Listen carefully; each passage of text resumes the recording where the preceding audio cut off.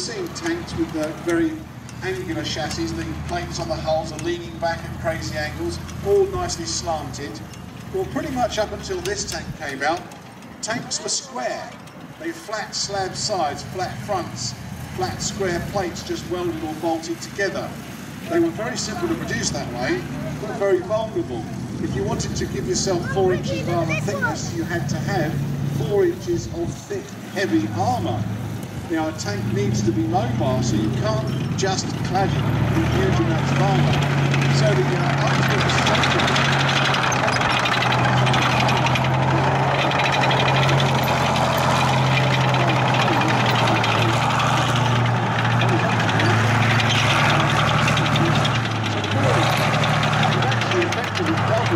the strength of your armour, just over. The other byproduct of it is you actually get round bouncing off, or you actually just glance off the side. So you've got a double bonus by winning the armour. And two, like I said, arguably one of the best because of its innovative design features and its fast production techniques.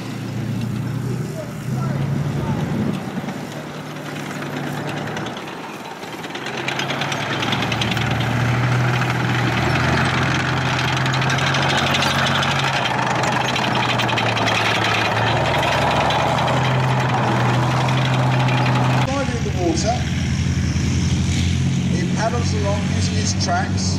Some of the vehicles have propellers and some have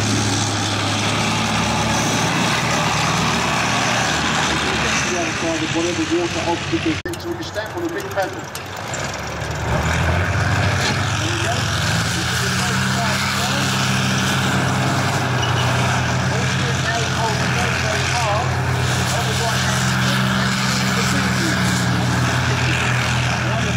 There you go. Dancing tank, not often you get to see that, is it? It's also damn good to look at the topsoil of the southern garden. So if you want me to come in and fix your topsoil for you, you see the tools, they'll come round, do the job, look at that. All the weeds gone in seconds flat. Second stack is Republic. It's basically a copy of the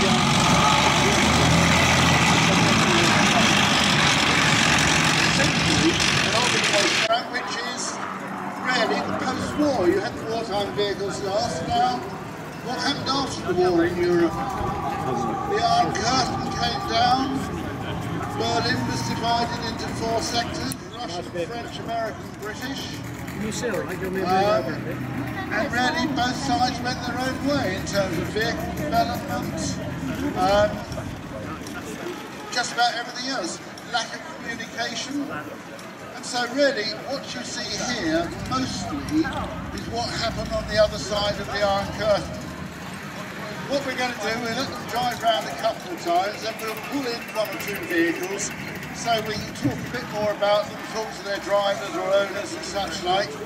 Because what we have found, if we have a lovely long line-up, we walk down the line and the mic's cut out, which is a bit silly, so we'll get one of the arena marshals to pull 1 or 2 vehicles in, so we can then chat a bit more detail about them. We've got a very, very good variety of Russian stuff.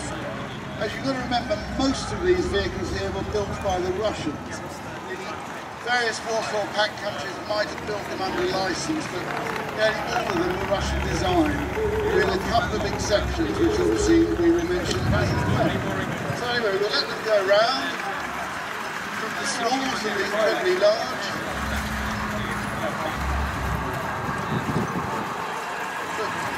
The wall came down, what, 1989. We were running this show even then, and we thought we'd have Russian vehicles or any communist vehicles here. It was a sort of East German version of the Volkswagen, the people's car, and supposedly it's made out of paper mache, but I think that's probably just a little bit of an apocryphal joke. The second one, some of you may recognise as a Mercedes G-Wagen. What is that doing with Soviet vehicles? We'll talk about that later, as indeed is the following Opel Senator. They have not got into the wrong parade. They are indeed in quite the correct display, and as I say, we'll explain about that later. The one with the flag is a GAZ or UAZ 69, which was the Soviet version of the Jeep, which was followed very quickly by the GAZ 67, which was indeed the Russian World War II equivalent of the Jeep. It's very much based on the US Army Jeep. We've got a couple of rather nice looking bikes coming through, and then this boat-shaped device passing the Jeep Seesaw now is the Russian version of the amphibious Jeep. It's a sort of amphibious Jeep on steroids. Again, we can talk a bit about that later. And Tony will have to tell me what the armoured car is because I can't remember. Notice.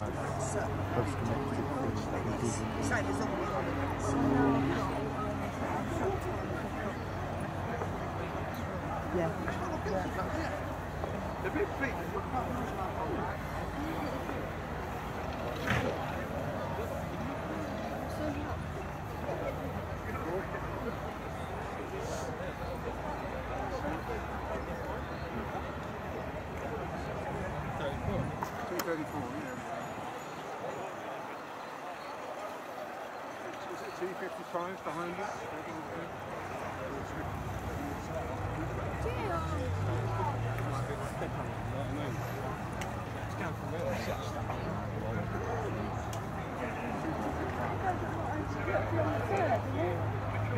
That's where that's I saw over there.